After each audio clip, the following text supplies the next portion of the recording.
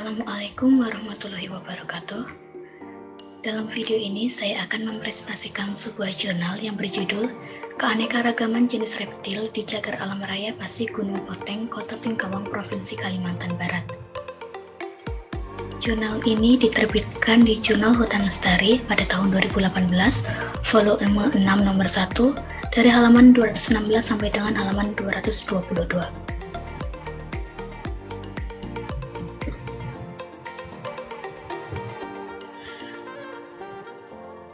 Penyusunan PPT dari jurnal ini disusun oleh Diah Nurmalisasari dengan NPM 1914151012 dari jurusan Kehutanan Fakultas Pertanian Universitas Lampung.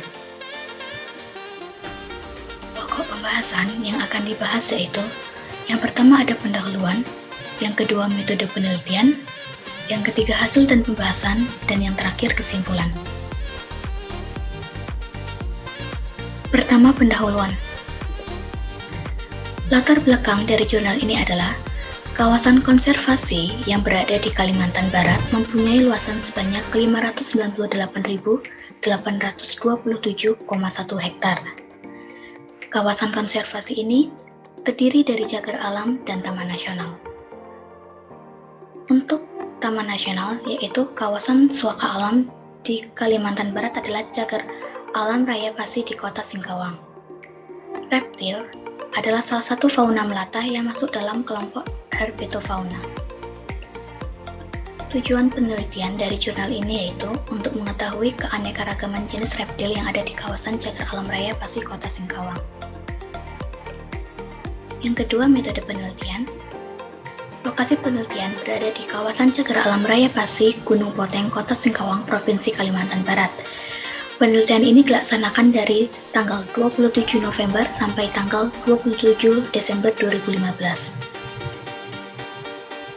Alat yang digunakan yaitu peta, kompas, GPS, meteran, tali rafia, headlamp, spidol, jam tangan, dan alat tulis.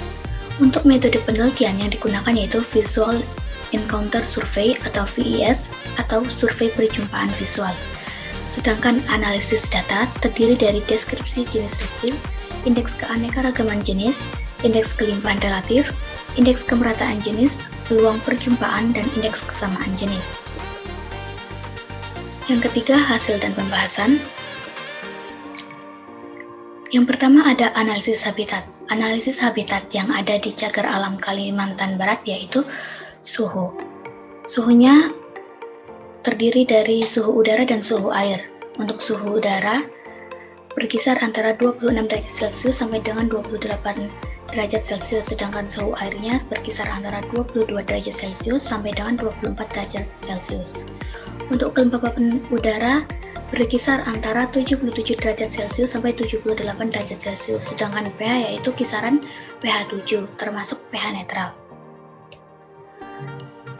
Selanjutnya ada karakteristik habitat, di mana habitat terestrial meliputi hutan sekunder dan hutan primer dengan ketinggian 200 meter di atas permukaan laut sampai dengan 500 meter di atas permukaan laut. Habitat akuatik memiliki badan sungai yang relatif lebar, di mana habitat akuatik ini memiliki kedalaman sungai sekitar 5-20 cm dan aliran air sangat kecil. Nah, dasar sungai ini juga didominasi oleh bebatuan kecil dengan substrat pasir, sehingga memiliki air yang sangat jernih karena dasar sungai terlihat dengan jelas. Kemudian ada komposisi jenis. Dapat dilihat pada tabel 1 yaitu data tipe dan konservasi status. Terdiri dari 6 famili yang berjumlah 22. Dengan famili Euble, Sdae, Geklidae, Cynidae, Agamidae, Colubridae, dan Crotalidae. Lalu ada aktivitas dan sebaran ekologis reptil ordo squamata, di mana jenis-jenis arboreal yang aktif pada malam hari seperti Tropidothymus subannulatus sering ditemukan pada cabang atau ranting pohon. Beberapa jenis sering ditemukan di serasa, lantai hutan, celah-celah batu, atau di antara banir kayu pada saat siang hari.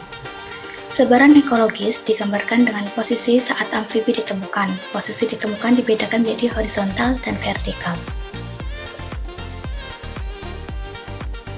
Lalu ada faktor lingkungan, di mana faktor lingkungan ini dipengaruhi oleh 3 substrat, yaitu suhu, kelembapan, dan pH.